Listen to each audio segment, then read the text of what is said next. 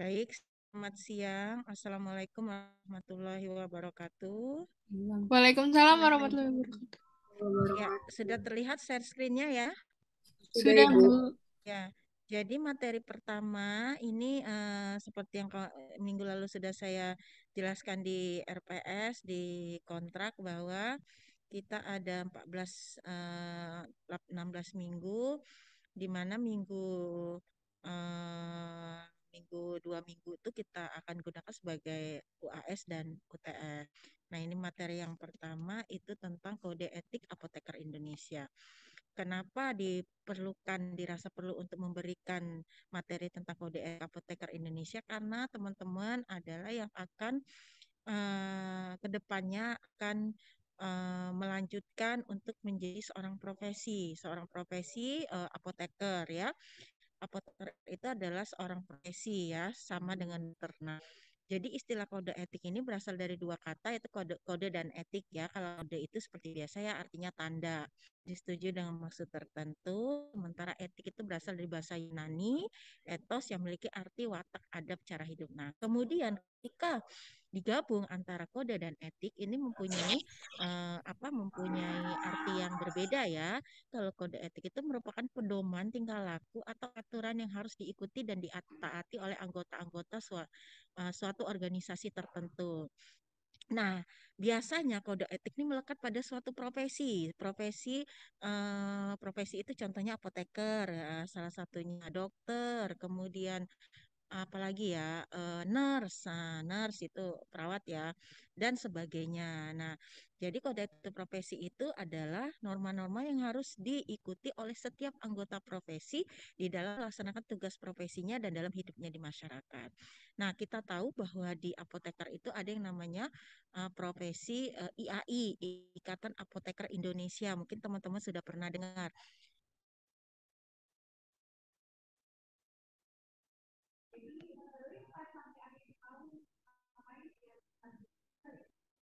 Itu kok ada suaranya Zoom di mana ya? Ya. Baik, kemudian ada lagi yang namanya ini ya, eh, FAFI, Persatuan Ahli Farmasi Indonesia, itu untuk sarjana farmasi Indonesia.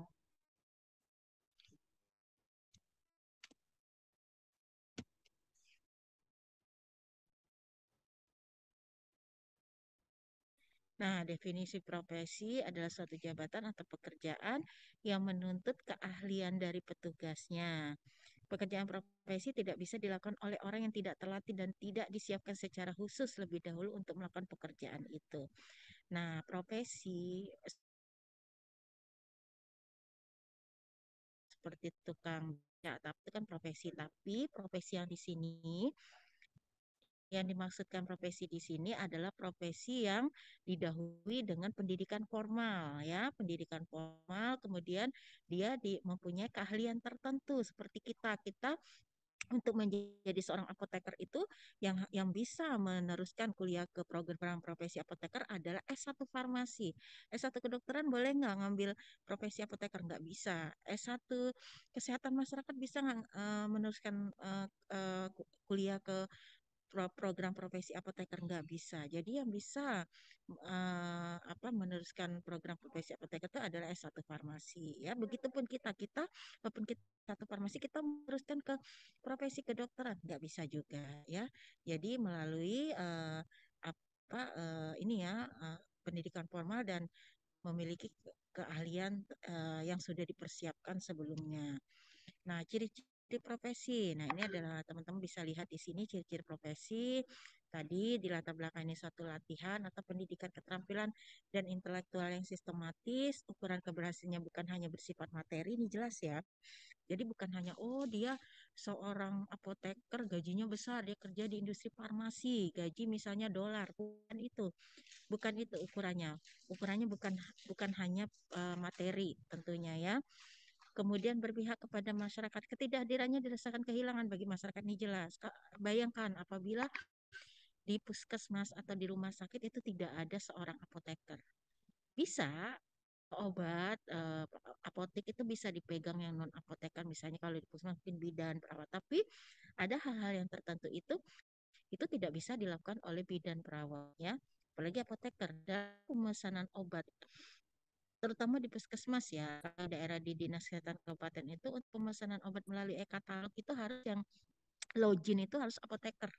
Makanya kalau di suatu daerah tuh punya apoteker cuma satu, misalnya satu kabupaten itu punya apoteker cuma satu, terus dia kerjanya di dinas kesehatan, biasanya dia itu pembelian obat melalui e-katalog, obat-obat e-katalog itu untuk apa namanya pasienkes yang ada di kabupaten tersebut itu menggunakan namanya dia. Jadi dia bisa megang semua pembelian obat yang ada di kabupaten. Karena hanya boleh apoteker yang mengokekan atau mengklik ini tersebut, akun tersebut gitu ya.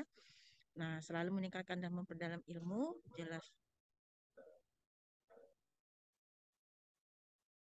Itu di mana sih?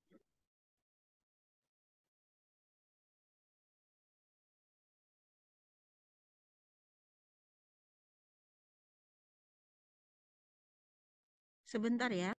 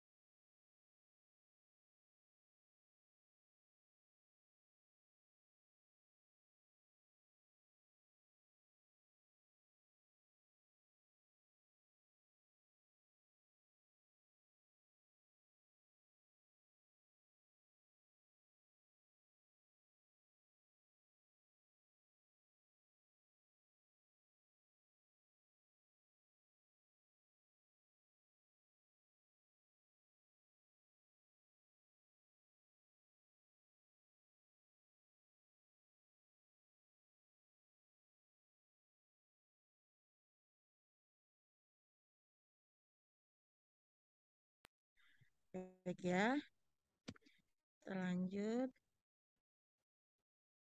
Nah, ini teman-teman nanti dibaca aja lebih detailnya ya, 7 prinsip kode etik apoteker. Jadi kode etik apoteker itu ini ada 7 prinsip.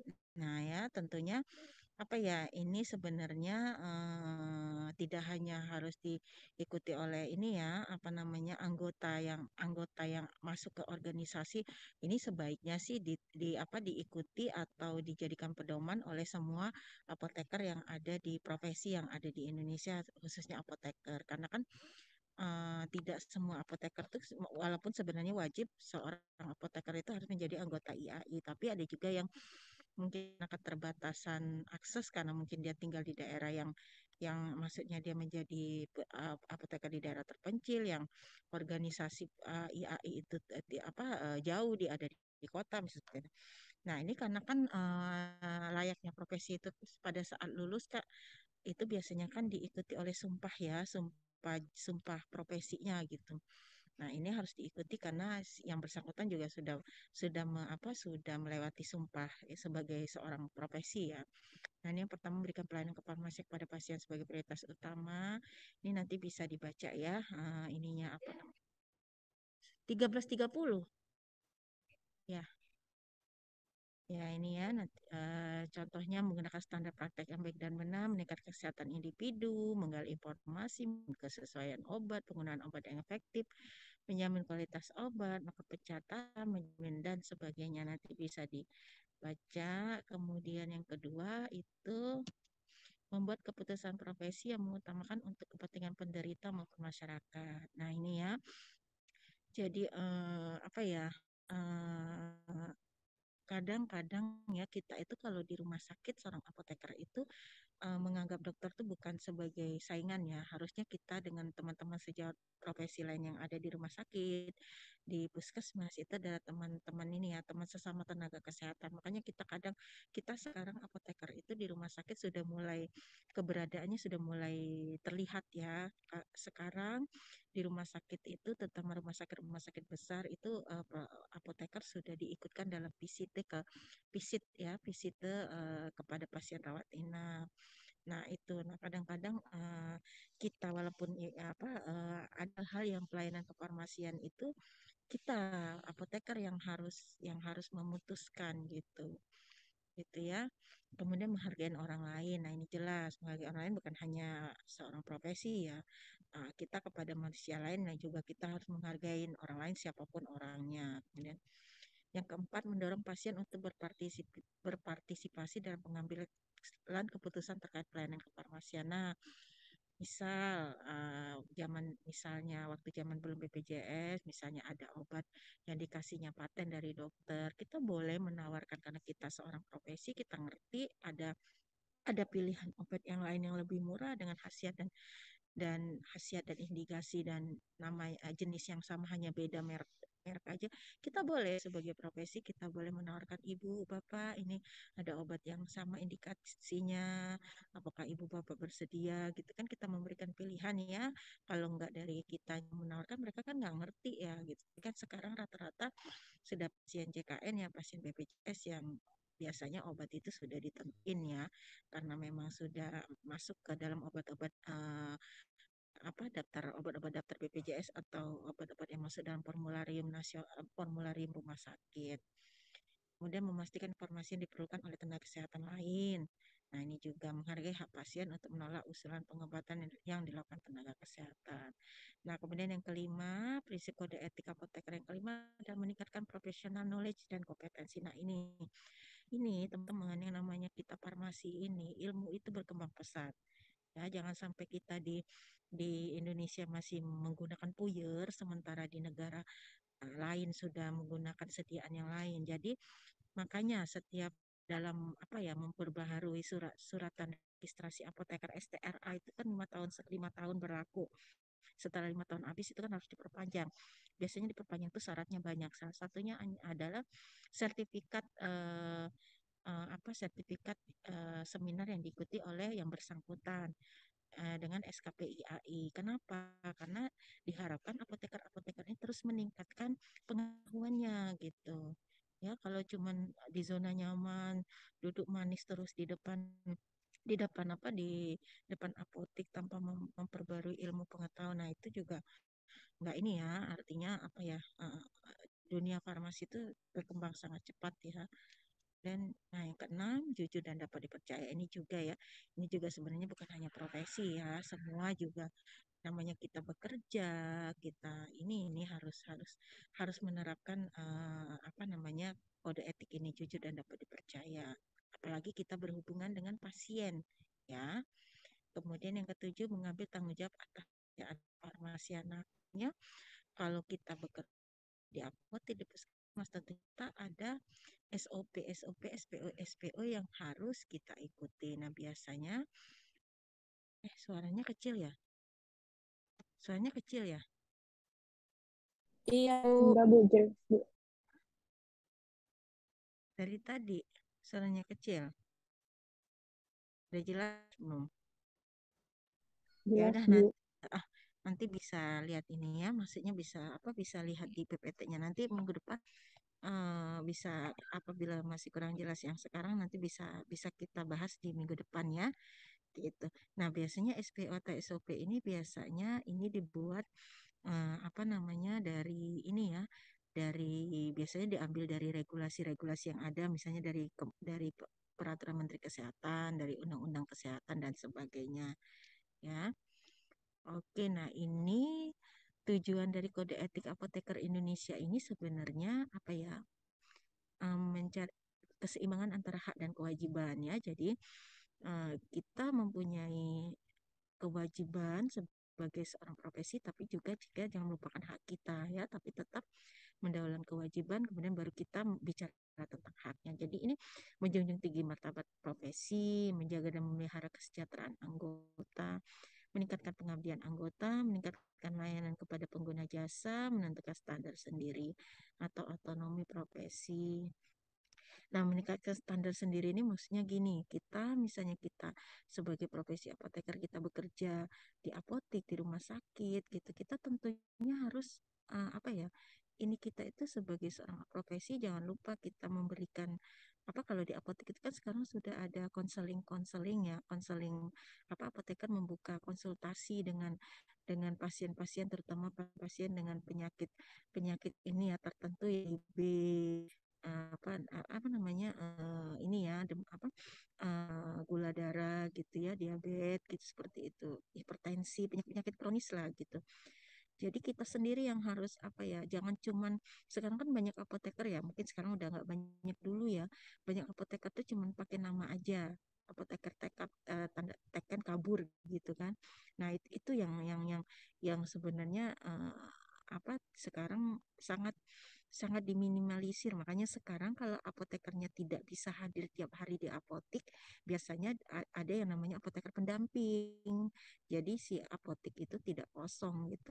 Apotek tidak sangat susah kan kalau nyari apoteker ada di apotek. Nah, sekarang kan harus harus regulasinya kan seperti itu.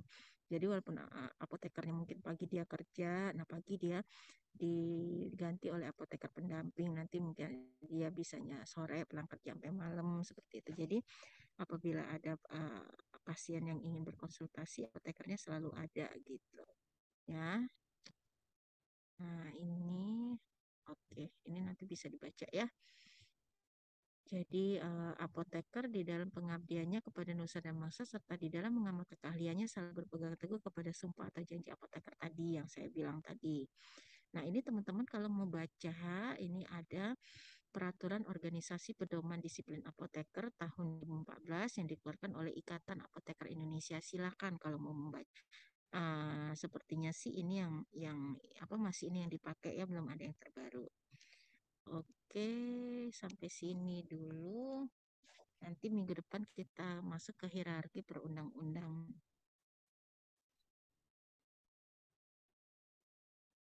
Ini cuman 14 orang memang ya. Iya, apa namanya?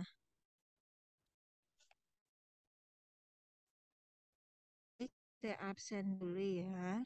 Silakan dibuka itunya.